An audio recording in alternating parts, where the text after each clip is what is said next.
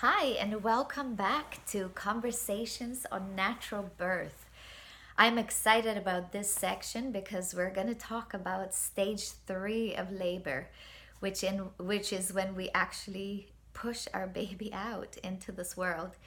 I'm Mia White, and I'm the author of the book Beautifully Born, and I advise you when it comes to the stages of labor to read more in the book and read other things. Read and educate yourself about the stages of labor because it's so important that we understand how our bodies function so that we can work together with our body and with our baby in having a beautiful birthing experience.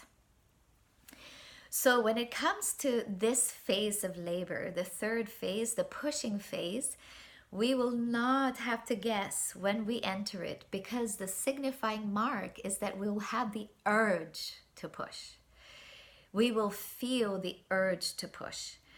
And this is when we get into our birthing position. And there is much to say about birthing positions. And unfortunately, in hospital settings, sometimes we will be required to be in a position that is optimal for the visibility of the hospital staff, but not necessarily for the birthing process. So we can request that on our hospital wish list, our preferred birthing position.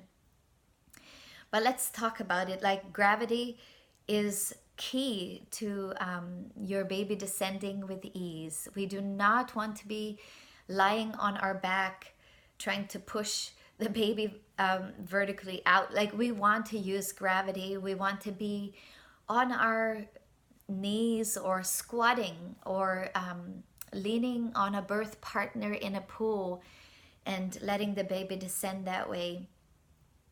Of course, the optimal position of any baby being born is that its head is down, but we know that there are cases where the baby is breech, which means that its bum will be coming out first. It's not common necessarily, but it happens, and midwives are not even afraid of that because they know that a woman is able to birth a baby in different positions, but there are tricks and things that you can do to help your baby come either way and be birthed beautifully either way. So those skills of a midwife are invaluable skills. And let's talk about though the after you are in your birthing position and you feel the urge to push. The thing that we need to remember is the breathing techniques during this phase, because what we will try to do is to push as soon as we feel the urge to push.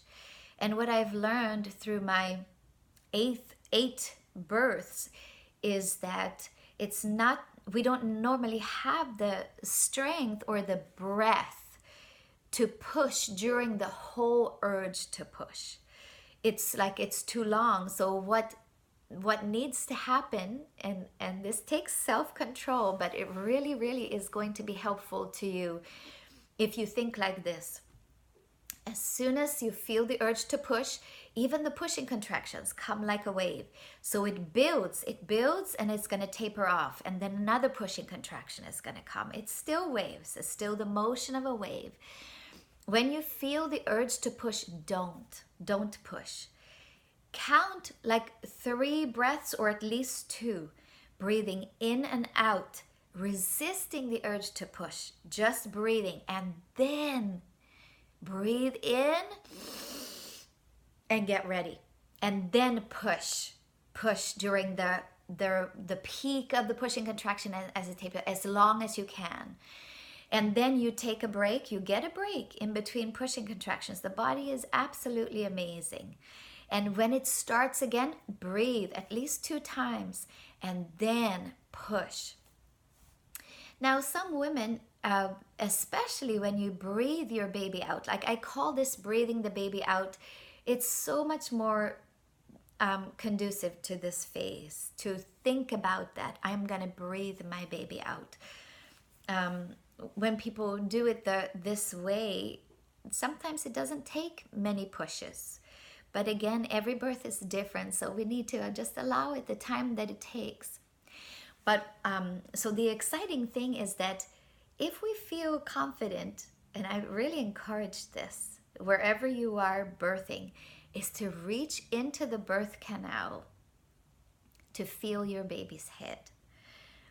Because the first time in your life and in the life of your child, you actually feel the baby, it will give you such encouragement to finish the work of birthing.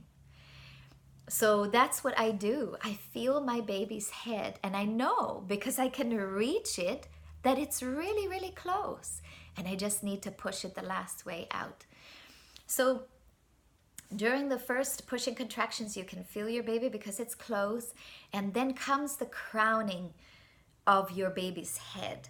And that is when the baby's head is stretching your vagina and staying in that space.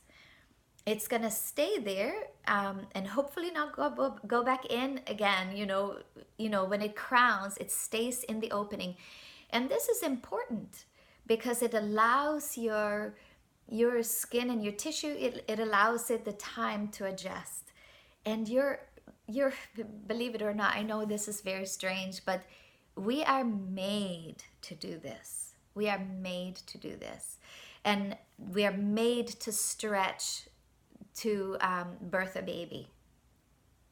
The hormones and everything in our body is aligning to prepare for this kind of stretching. And I know that women can be afraid of tearing. And even on my hospital wish list, I say I don't want anybody to cut anything at any time, because sometimes they will do that. Like, I would rather prefer natural tearing because that's it's more natural. It's what it's made to happen. But I need to let all women know that lots of women don't tear at all. There's no tearing. There's no need for stitching after. But even if there is, you're not going to be aware of it at this time.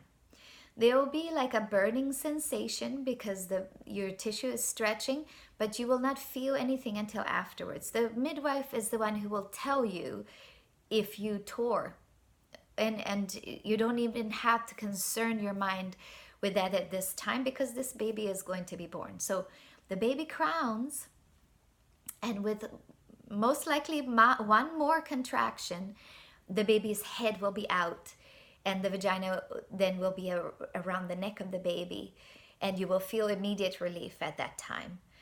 And then the baby stays in with its head out and rotates. At that time, the baby rotates for the shoulders to get into the right position to be born next. And the head and the crowning of the head is definitely the peak of your performance, because after that, it's pretty smooth. The baby or the midwife or the staff, or even you yourself, if you're confident, you can feel that there's no cord in the way as the baby's head is out. They will feel for that, just to make sure that the baby gets born next with the shoulders without any obstruction, anything holding it back. And most likely with just one more pushing contraction, the baby will slip out like a wet fish. It just slips out into the arms of whoever receives it, and it can even be you if you feel confident. And the baby needs to come straight up on its mother's bare skin. Even in cases where the baby needs to be resuscitated or something, if birth has been a little bit traumatic to the baby and whatever, the space to do that is on the mother's skin. And we're going to talk about that connection and the golden hour of postpartum, and how important it is that the baby is with its mother immediately as it comes out. We're going to talk about that in the next video as we talk about stage 4 of labor, which is postpartum, and when the bonding, the first bonding happens and all of that. But we'll come back into the next video for that conversation. Thank you.